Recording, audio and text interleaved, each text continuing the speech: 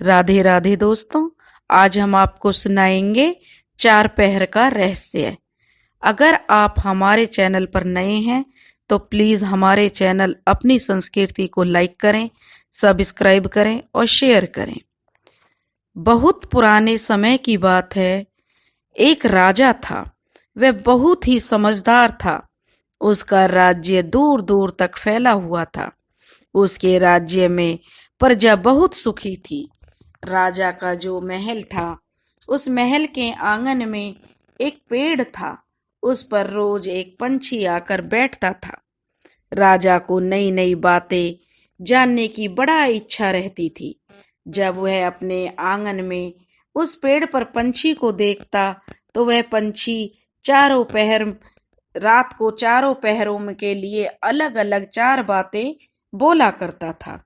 राजा को यह जानने की बड़ी उत्सुकता रहती थी कि यह पंछी क्या बोलता है।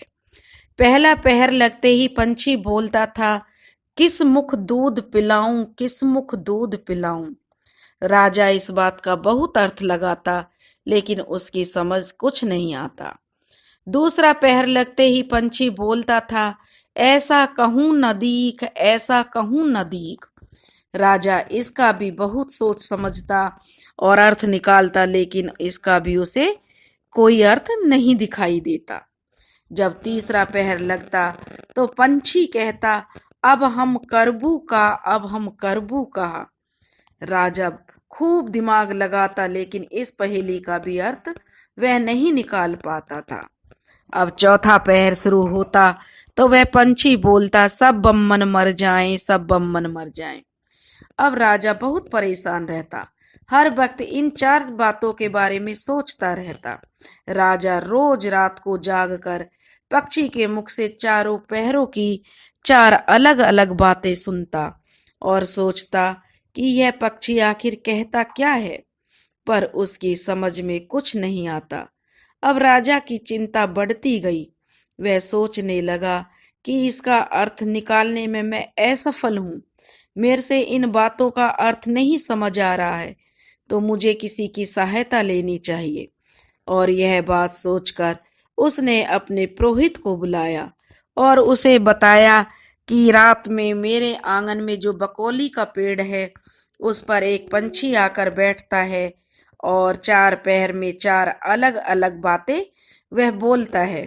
मुझे उन बातों का अर्थ समझ नहीं आता है। उसने कुछ कि वह क्या बोलता है।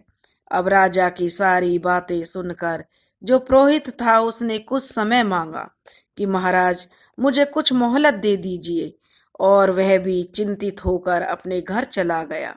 वह सोचने लगा कि राजा ने जो चार बातें उससे पूछी हैं, अगर यह वह नहीं बता पाया तो राजा के दिमाग का कुछ पता नहीं है कि उसे कौन सी सजा सुना दे। अब ये चारों बातें उसके दिमाग में चक्कर काटती रहती, लेकिन उसकी समझ कोई बात नहीं बैठती। अब कई दिन निकल गए और वह बहुत परेशान रहने लगा कि राजा को अब किस दिन राजा बुला ले और उसका अर्थ पूछ ले। अपने पति को इतना परेशान देखकर ब्राह्मणी ने पूछा कि तुम इतने परेशान क्यों दिखते हो? क्या परेशानी है, मुझे बताओ। तब ब्राह्मण ने कहा कि क्या बताऊं, बड़ी कठिन समस्या आ गई है। तेरे बस की बात नहीं है, छोड़, मैं ही परेशान हूं तो देख लूंगा। लेकिन जो ब्राह्मणी थी वह कहने लगी कि मुझे बताओ तो सही, क्या बात है। अगर मेरे बस में हुआ तो क्या पता मैं तुम्हारी कोई मदद कर दूं। अब जब ब्राह्मण था तो परेशान, सोचा कि अपनी पत्नी को बता देता हूँ, जिससे कम से कम कुछ तो दिमाग मेरा ठीक रहेगा, कुछ तो मेरी परेशानी शांत होगी। अब उसने अपनी पत्नी को बताया कि एक समस्या मेरे सामने यह खड़ी हो गई है कि राजा के महल का जो आंगन है, वहाँ एक पेड़ है। उस पेड़ पर रोज रात को एक पंछी आता है और चारों पहरों में नित्य नियम से चार अलग अलग बातें कहता है। राजा पंछी की उन बातों का मतलब नहीं समझता, तो उसने मुझे इसका मतलब पूछकर और समझाने के लिए कहा है कि वह पंछी की जो पहेलियां हैं वे उनका क्या अर्थ है। लेकिन पंछी की पहेलियां जो हैं वो मेरी भी समझ से दूर हैं। अब मैं सोच रहा हूँ कि अब मैं राजा को क्या जवाब दूंगा। इसी उधेड़बुन में मैं लगा हुआ हूँ। इसी कारण मैं बहुत परेशान रहता हूँ। तब ब्राह्मणी बोली, जरा मुझे भी तो सुनाओ कि वे 4 पहेलियां कौन सी हैं। तब ब्राह्मण ने ब्राह्मणी को वे चारों बातें बताने लगा कि जब जो पंछी आता है वे चारों पहर में 4 अलग अलग बातें बोलता है। पुरोहित की बात सुनकर उसकी पत्नी ने उससे कहा कि तुम बेधड़क होकर राजा के पास जाओ। यह भी कोई बड़ी बात है? इनका अर्थ तो मैं यूं ही चुटकियों में निकाल दूंगी। अब जो है ब्राह्मण कहने लगा, अरे भगवान, तू क्यों मुझे इतना परेशान कर रही है? कुछ तो मैं चिंता में हुई, कुछ और मुझे चिंता में डाल रही है। अगर इसका अर्थ तू सही नहीं बता पाई तो मैं तो राजा के कोप का भाजन बनूंगा ही। राजा का गुस्सा तुझ पर भी टूटेगा। वह कहने लगी कि तुम बेधड़क होकर जाओ और राजा से कहो कि मेरी स्त्री इनका जवाब देगी।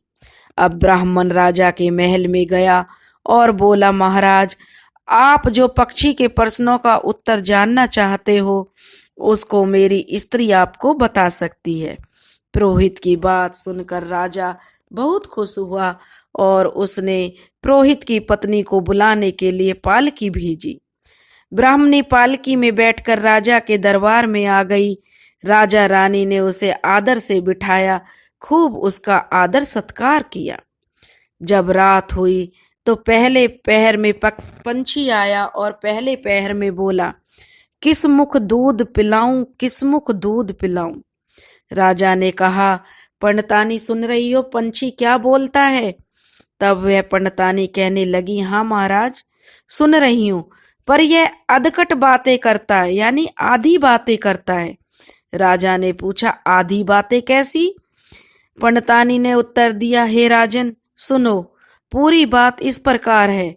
लंका में रावण भयो, 20 भुजा 10 शीस, माताओं की जा कहे, किस मुख दूध पिलाऊं, किस मुख दूध पिलाऊं। लंका में रावण ने जन्म लिया है, उसकी 20 भुजाएं हैं और 10 शीस हैं। उसकी माता कहती है उसे कि उसके कौन से मुख से दूध पिलाऊं, उसे किस मुख दूध पिलाऊं, उसे किस मुख दूध पिलाऊं। राजा बोला, अरे वाह, तुमने तो इसका बहुत सही अर्थ लगा लिया।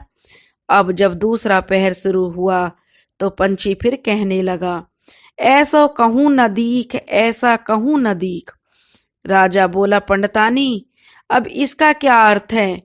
पंडितानी ने राजा को समझाया और बोली, सुनो महाराज, पंछी बोलता है, घर जंब नवदीप, बिना चिंता को आदमी, ऐसो कहूं न दीख, ऐसा कहूं न दीख। चारों दिशा, सारी पृथ्वी, नवखंड सभी छान डालो, पर बिना चिंता का आदमी नहीं मिलेगा। मनुष्य को कोई ना कोई चिंता हर समय लगी रहती है। कहिए महाराज, सच है या झूठ? राजा बोले, अरे वाह, तुमने तो बिल्कुल इसका सही उत्तर दिया है। अब तीसरा पहर लगा तो पंछी ने फिर रोज की तरह अपनी बात को दोहराया, अब हम करबू का, अब हम करबू का। ब्राह्मणी राजा से बोली, महाराज, इसका भी उत्तर मैं आपको बतला देती हूँ, सुनिए। 5 बरस की कन्या 60 दही ब्याहाय, बैठी करम विसूरती, अब हम करबू का, अब हम करबू का। महाराज, 5 बरस की कन्या को अगर तुम 60 बरस के बूढ़े के गले बांध दो तो बेचारी अपने कर्म पीट कर यही कहेगी कि अब हम करबू का, अब हम करबू का। सही है ना महाराज? अब महाराज कहने लगे, अरे ब्राह्मणी, तुम तो बड़ी बुद्धिमान हो। जिन पहेलियों का उत्तर हम नहीं ढूंढ सके वो तो तुमने पल भर में सुलझा दी। राजा बोला, पंडितानी, तुम्हारी बात यह भी सही लगी है। अब चौथा पहर शुरू होने वाला है।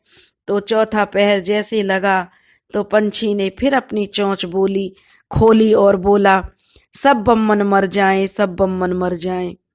तभी राजा ने ब्राह्मणी से कहा, सुनो पंडितानी, पक्षी जो कुछ कह रहा है उसका अर्थ क्या है? क्या वह उचित है? ब्राह्मणी मुस्कुराई और कहने लगी, महाराज, मैंने पहले ही कहा था कि पक्षी अधकट बात कहता है, यानी पंछी अधूरी बात कहता है।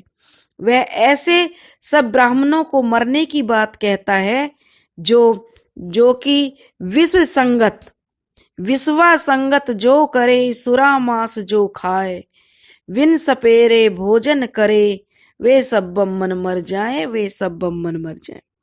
तो हे राजा, जो ब्राह्मण वेश्या की संगति करते हैं, सुरा और मांस का सेवन करते हैं और बिना स्नान किए हुए भोजन करते हैं, ऐसे सब ब्राह्मणों को मर जाना चाहिए। उचित है कि नहीं? राजा जी बोले। अब बोलिए, पक्षी का कहना ठीक है कि या नहीं? तो राजा कहने लगे, अरे तुमने तो सारी बातें का सही अर्थ निकाल लिया।